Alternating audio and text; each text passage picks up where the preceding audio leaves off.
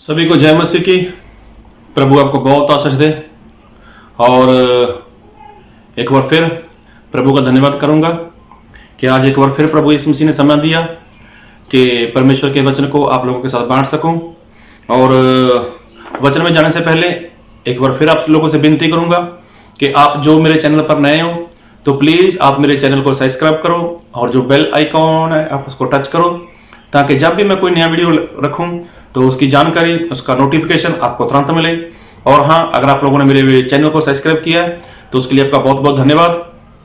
तो आज हम परमेश्वर के वचन को देखेंगे कि आज हमारे परमेश्वर हमसे क्या बातचीत करना चाहते हैं। तो अपना ध्यान परमेश्वर के वचन की ओर बना के रखना और आप सभी लोग मेरे साथ बने रहें ताकि परमेश्वर की हम आवाज़ को सुन सकें। तो मैं आपके लिए वचन पढ़ूंगा, आप बहुत ध्यान से सुनना। और मैं पढ़ूंगा आपके लिए नए नियम से मत्ती उसका 3 अध्याय, मत्ती रचित सुसमाचार उसका 3 अध्याय, और आपके लिए पढ़ूंगा मैं उसका 10 वचन। अब कुल्हाड़ा पेड़ों की जड़ पर रखा हुआ है, इसलिए जो जो पेड़ अच्छा फल नहीं लाता वह काटा और आग में झोंका जाता है। तो वचन को बहुत ध्यान से सुनना, अपना ध्यान परमेश्वर के वचन के रूप बना के रखना, क्योंकि हमारे परमेश्वर आज हमें कुछ सिखाना चाहते हैं। और आज जो वचन परमेश्वर ने हमें दिया है और जो वचन से परमेश्वर आज बातचीत करना चाहते हैं, तो जब आपको ये वचन समझ आया तो आप मसीह में आगे बढ़ सकते हो। प्रभु आपको आगे बढ़ने में सहायता करेंगे। तो हम बात करें हमारे परमेश्वर की, प्रभु यीशु मसीह की। जब प्रभु यीशु मसीह संसार में थे, इस धरती के ऊपर थे, तो प्रभु यीशु मसीह ने बहुत सारे दृष्टांत लिए। बहुत सारे दृष्टांतों में प्रभु यीशु मसीह ने बातें की। और प्रभु यीशु मसीह एक विश्वासी को भेड़ के बारे में बताते हैं कि वो भेड़ जैसा है, एक विश्वासी को वो नमक के समान बताते हैं, एक विश्वासी को वो मछली के समान बताते हैं। मतलब प्रभु यीशु मसीह ने बहुत कुछ बोला एक विश्वासी के लिए, जमीन के समान बोला, और भी प्रभु यीशु मसीह ने बहुत कुछ बोला। तो हम उसकी ज़्यादा लंबाई में नहीं जाएंगे क्योंकि वीडियो काफ़ी लंबा चला जाएगा। तो मैं जो बताना चाहता हूँ कि परमेश्वर हम इंसान को क्या बोलते हैं। तो यहाँ पर हमने जो वचन पढ़ा, मत्ती रचित सुसमाचार उसका 3 अध्याय उसका 10 वचन, और वहाँ पर लिखा है कि जो कुल्हाड़ा है वो पेड़ की जड़ के ऊपर रखा हुआ है। जो कोई पेड़ फल नहीं लाता उसको वो काट डालता है, और काटने के बाद उसको वो आग में डाल देते हैं।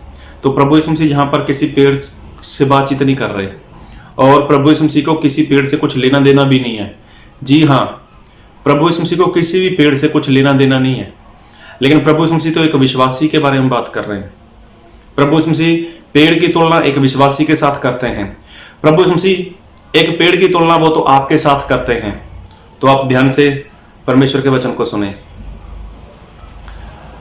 पेड़, हम पेड़ की बात करें तो पेड़ है कौन? प्रभु यीशु मसीह वो तो इंसान को बोलते हैं। और पेड़ का काम क्या है? पेड़ का काम है फल लेके आना।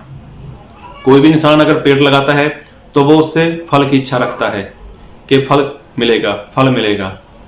तो प्रभु यीशु मसीह ने यही बोला कि जो पेड़ फल नहीं लाता, कुल्हाड़ा उसकी जड़ के ऊपर है, मतलब वो जड़ से ही काट डाला जाएगा, और काटने के बाद उसको नरक में डाल दिया जाएगा। तो बात को बहुत ही ध्यान से सुनना, बहुत ध्यान से, कि प्रभु यीशु मसीह ने क्या बोला है कि जो पेड़ फल नहीं लाता वो काट डाला जाएगा और वो नरक में चला जाएगा। मतलब प्रभु यीशु मसीह आपको पेड़ बोलते हैं। तो क्या आपने कोई फल दिया?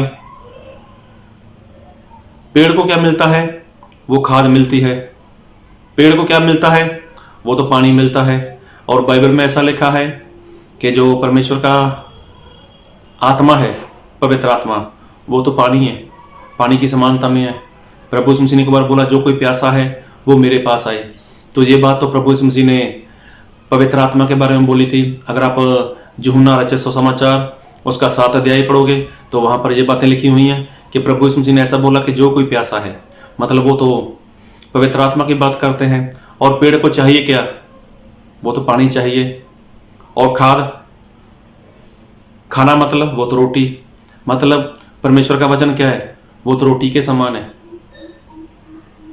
मतलब एक इंसान को जब पानी मिलता है, जब इंसान को परमेश्वर का वचन मिलता है, तो क्या उस इंसान का फर्ज नहीं बनता कि वो मसीह में बढ़े, मसीह में आगे चले और वो फल लेके आए? तो आज आप कितने समय से मसीह में हो और कितना सारा फल लेके आ रहे हो? अगर आप फल नहीं ला रहे तो परमेश्वर आपको काट डालेंगे, नरक में डाल देंगे परमेश्वर आपको, अगर आप फल नहीं लेकर आ रहे। तो फल क्या है? फल आम, केला, सेब, संतरा, ये फल नहीं है। और हमारे परमेश्वर को ऐसा फल चाहिए भी नहीं। तो प्रभु यीशु मसीह ने क्या बोला था? मत्ती रचित सुसमाचार उसका 28 अध्याय 19 वचन में कि सारे देशवासियों को मेरे चेले बनाओ, उन्हें पिता, पुत्र, पवित्र आत्मा के नाम से बपतिस्मा दो, तब जाकर तुम लोग मेरे चेले हो। मतलब किसी को परमेश्वर के राज्य के लिए तैयार करना, किसी को परमेश्वर के राज्य के लिए मतलब तैयार करना, परमेश्वर के राज्य के में उनको लेकर जाना, ये फल है। आज आप 5 साल से हो, आप 10 साल से हो, 15 साल से हो, 20 साल से हो, 30 साल से हो, 35 साल से मसीह में हो, 50 साल से मसीह में हो सकते हो आप, लेकिन आज तक आपने कितना फल दिया? कितना फल लेके आए? नहीं फल लेके आए तो फिर होगा क्या आपका? काट डाले जाओगे, नरक में चले जाओगे। क्योंकि परमेश्वर का दास ऐसा ही बोलता है कि जो कुल्हाड़ी है, कुल्हाड़ा है, वो तो पेड़ की जड़ के ऊपर रखा गया है। अगर वो फल नहीं देगा तो वो काट डाला जाएगा और वो आग में चला जाएगा, मतलब नरक में चला जाएगा। तो आप तो पेड़ के समान हो। परमेश्वर इंसान की तुलना वो पेड़ के साथ करते हैं, एक विश्वासी के साथ करते हैं। जब आप चर्च में जाते हो आपको वहाँ पर वचन मिलता है, जब आप चर्च में जाते हो तो पवित्र आत्मा आपको स्पर्श करते हैं, मतलब ये सारी बातें आपके जीवन में होती हैं, आपको खाद खुराक मिलती है, आपको पानी मिलता है, तो आप क्यों नहीं बढ़ते भाई? क्यों नहीं बढ़ रहे आप लोग? अरे क्यों नहीं फल ला रहे आप लोग? क्या आपका फर्ज नहीं है आपको फल लाना? क्या आपका फर्ज नहीं है कि दूसरे लोगों को बचाना है? परमेश्वर तो यही चाहते हैं। और हाँ, पेड़ का काम यही नहीं है कि वो फल दे, पेड़ का काम और भी है। जी हाँ, पेड़ का काम है कि जब गर्मी होती है, गर्मी में पेड़ की छांव वो हर इंसान को पसंद आती है। जब धूप बहुत होती है, गर्मी बहुत होती है, तो अगर कोई मुसाफिर, अगर कोई इंसान, कभी आप सफ़र में जा रहे होगे तो देखना, कभी आप पेड़ देखोगे, किस पेड़ की छांव आपके लिए अच्छी है, और आप वहाँ पर रुकोगे 5, 10 मिनट, 15 मिनट, जितना भी आप रुकना चाहो। तो वो क्या है? वो पेड़ का काम है, छांव देना। अगर आप फल नहीं ला रहे तो पहले सोचो, देखो, समझो, क्या फल क्यों नहीं ला रहे? कलीसिया में परमेश्वर के दास हैं जो आपके लिए मेहनत करते हैं, परमेश्वर के दास हैं जो आपके लिए प्रार्थना करते हैं, परमेश्वर के सेवक हैं जो आपको परमेश्वर के राज्य के लिए तैयार करते हैं, परमेश्वर के सेवक आपके लिए परमेश्वर के वचन पुकारते हैं, आपकी चंगाई के लिए प्रार्थना करते हैं, आपकी उन्नति के लिए वो आपको वचन सिखाते हैं। मतलब ये सारी बातें परमेश्वर के दास आपके लिए करते हैं। तो क्या आप पेड़ के समान कभी उनको छाया दी आपने? क्या परमेश्वर के दास को कभी आपने छाया दी? छाया का मतलब कि जब कोई इंसान गर्मी की वजह से, धूप की वजह से छाँव में चला जाता है तो उसको सुकून मिलता है, उसको शांति मिलती है। तो क्या आपने ये कभी काम किया है कि परमेश्वर के दास को आपके द्वारा कभी शांति मिली हो, कभी आपके द्वारा परमेश्वर के दास को मतलब सुकून मिला हुआ हो? अरे परमेश्वर का दास आपके लिए कितना कुछ करता है। कभी आपने ऐसा बोला है परमेश्वर के दास को कि पास्टर साहब, जब जो भी आप बोलते हो अपने सेवक को लिए, कभी उनको ऐसा बोला है कि आप अपना काम मुझे बताइए, मैं आपके लिए क्या कर सकता हूँ? आप मुझे कोई ऐसा बताओ काम कि मैं आपके लिए कुछ कर सकूँ। आपको किस बात की ज़रूरत है, मैं आपके लिए क्या कर सकता हूँ? आपके घर का गुजारा कैसा चलता है? आप बाहर प्रार्थना के लिए जाते हो 20-50 किलोमीटर, 100 किलोमीटर, 200 किलोमीटर, कभी आपको मेरी ज़रूरत हो, कभी आप मेरी गाड़ी लेके जाओ, कभी आप मेरी बाइक लेके जाओ और उसमें आपको पेट्रोल डलवाने की ज़रूरत भी नहीं है, तो मैं आपके लिए करना चाहता हूँ। तो ये क्या है? जो एक छाया है जो आपको देनी है। आप फल नहीं ला रहे, वैसे फल तो आपको देना चाहिए, लेकिन अगर फल किसी तरह से आप नहीं ला रहे, आप जॉब करते हो, आप अपना काम धंधा कर रहे हो, तो आप इस तरह से भी काम कर सकते हो ना। अगर परमेश्वर का दास कहीं प्रार्थना के लिए जाएगा, बदले में अपने 100-200 का पेट्रोल उनकी गाड़ी में भरवा के दिया है, तो जब वो परमेश्वर का दास वहां पर जाएगा तो वहां पर क्या करने जाएगा? वो संसार की बातें करने जाएगा? नहीं, वो तो परमेश्वर के वचन को लेकर जाएगा। और जब वो परमेश्वर का दास वहां पर परमेश्वर के वचन सिखाएगा, तो जो लोग विश्वास करेंगे वो तो पश्चाताप करेंगे। अरे पश्चाताप करने के बाद वो तो बपतिस्मा भी लेंगे। जब उनको बपतिस्मा मिलेगा तो पापों की क्षमा मिलेगी। जब पापों की क्षमा मिलेगी तो उनको पवित्र आत्मा मिलेगा। अब जब वो पवित्र आत्मा पालेंगे तो वो परमेश्वर के राज्य के लिए तैयार हो गई। तो ये इसमें अकेले परमेश्वर के दास की ही मेहनत नहीं है, उसमें आपने जो 200, 250, 300 का पेट्रोल भरवाया ना, उतना ही हिस्सा आपका भी बीच में रहेगा। ये आपकी ओर से परमेश्वर के दास के लिए क्या है? सुकून है, ये शांति है। तो क्या कभी आपने ऐसा किया है? दशमांश की बात नहीं करता मैं, दशमांश तो सिर्फ और सिर्फ परमेश्वर का है, वो तो परमेश्वर को देना है। उसके अलावा कभी आपने ऐसा किया है? कभी परमेश्वर के दास को कभी पूछा है आपने कि आपके घर का गुजारा कैसा चलता है? क्या मैं आपके लिए कुछ कर सकता हूँ? अरे पूछने की जरूरत भी नहीं है। उनके घर का गुजारा कैसा चलता है क्या आपको नहीं पता चलता?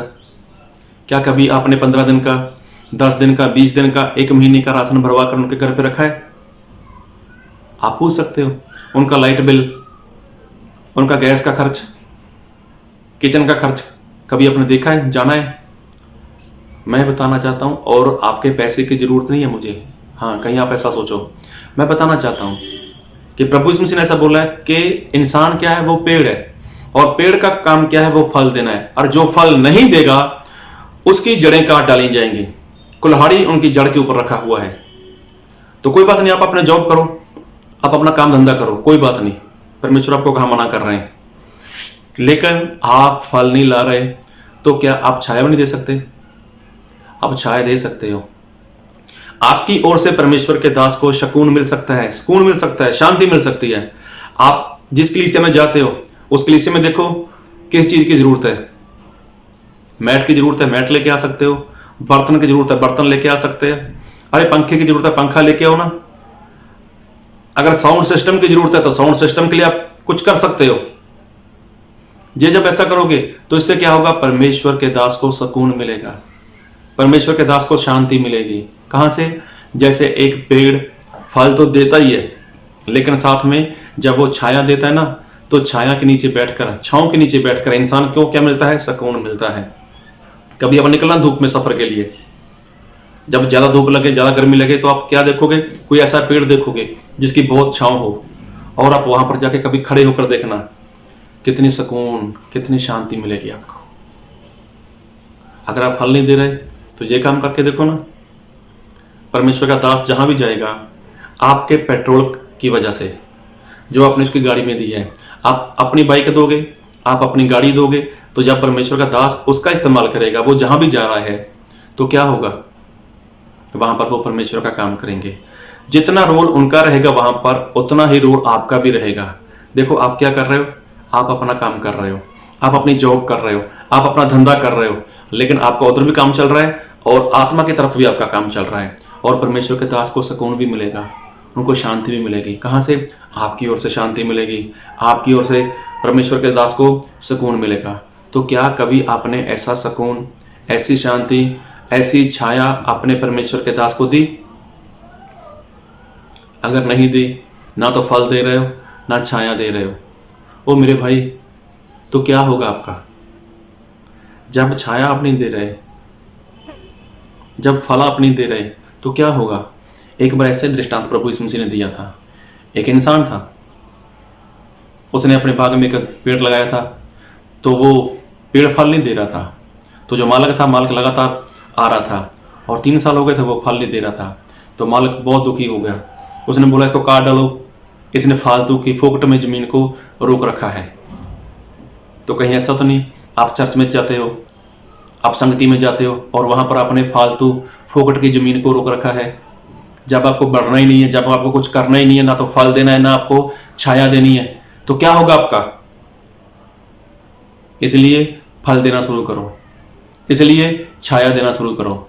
और हाँ, प्रभु यीशु मसीह ने एक बार बात की थी कि एक कोई इंसान था, वो प्रदेश जाने वाला था। जब प्रदेश जाने वाला था तो उसने अपने कुछ लोगों को बुलाया।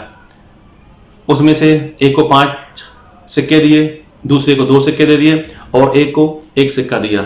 लेकिन 5 वाले ने 5 इकट्ठे कर लिए, मतलब उसके पास 10 हो गए। और जो 2 वाला था उसके पास 2 के 4 कर दिए।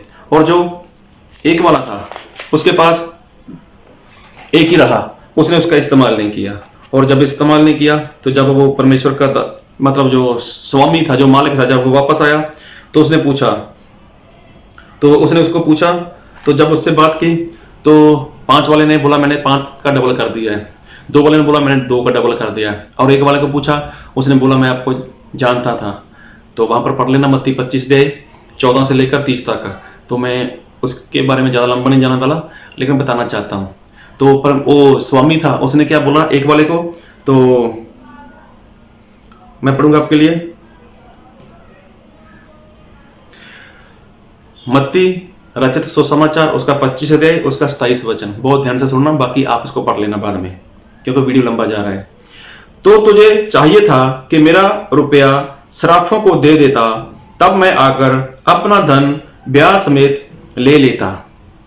तो देखो, स्वामी ने 1 सिक्के वाले को ऐसा बोला कि जब तेरे पास 1 सिक्का था तो अगर तू कुछ करना ही नहीं चाहता था तो कम से कम जो ब्याज का लेन देन करते हैं तो वो सिक्का उनके पास रख देता। तो मैं क्या करता, जब मैं आता तो सूद समेत, ब्याज समेत मैं उनसे ले लेता। मतलब अगर परमेश्वर ने कुछ दिया है तो परमेश्वर चाहते हैं कि आप कुछ करो। परमेश्वर ने आपको पेड़ बोला है तो पेड़ का फल है, पेड़ का फर्ज है कि वो फल दे, पेड़ का फर्ज है कि वो छांव दे। तो आप ना तो फल दे रहे हो ना छांव दे रहे हो, तो कर क्या रहे हो आप लोग? इसलिए आप अपनी आंखें खोलो और फल के लिए तैयार हो जाओ। अगर आप फल नहीं दे रहे, मुझे मालूम नहीं है आप कौन सी जॉब करते हो, मुझे मालूम नहीं है आप कौन सा बिजनेस करते हो या खुद का धंधा करते हो, मुझे कुछ भी मालूम नहीं है। लेकिन मैं एक बात बोलना चाहता हूं, आप अपना काम कर रहे हो। परमेश्वर ने आपको नहीं बोला कि आप मेरी सेवा करो, परमेश्वर ने आपको नहीं बोला कि आप मेरा काम करो। तो कोई बात नहीं, आप जहां पर हो वहीं पर रहो, आप अपनी जॉब करो, आप अपना धंधा करो, आप अपनी कारोबार कर सकते हो। लेकिन आप मेरे भाई छांव तो दे सकते हो ना, परमेश्वर के साथ, दास के साथ मिल सकते हो ना, उनके लिए आप कुछ कर सकते हो। अरे संगत के लिए, कलीसिया के लिए कुछ कर सकते हो। तो क्या ये छांव नहीं मिलेगी? छांव मिलेगी। तो जब ये छाया आपकी तरफ से मिलेगी तो परमेश्वर खुश होंगे और परमेश्वर के दास को भी शांति मिलेगी। अगर आप ना फल दे रहे हो ना छाया दे रहे हो तो परमेश्वर आपको अपनी चर्च से, उस कलीसिया से बाहर निकाल देंगे। और बाइबल में लिखा है कि जो कुल्हाड़ी है वो पेड़ की जड़ के ऊपर रखी गई है, अगर फल नहीं देता तो वो काट डाला जाएगा, वो नरक में चला जाएगा। नरक से बचने के लिए, आग से बचने के लिए आपको फल देना है, आपको छाया देनी है। और आप मेरे साथ मेरे चैनल पर बने रहो। अगर आपने अभी तक चैनल को सब्सक्राइब नहीं किया, आप इसको सब्सक्राइब करो और जो बेल आइकॉन है उसको टच करो। परमेश्वर आपको बहुत आशीष दे। और हाँ, अगर आपको कोई भी मेरे से बातचीत करनी है तो मेरा कॉन्टैक्ट नंबर बीच में दिया गया है, आप मुझसे बातचीत कर सकते हो। प्रभु आपको बहुत आशीष दे। आमीन।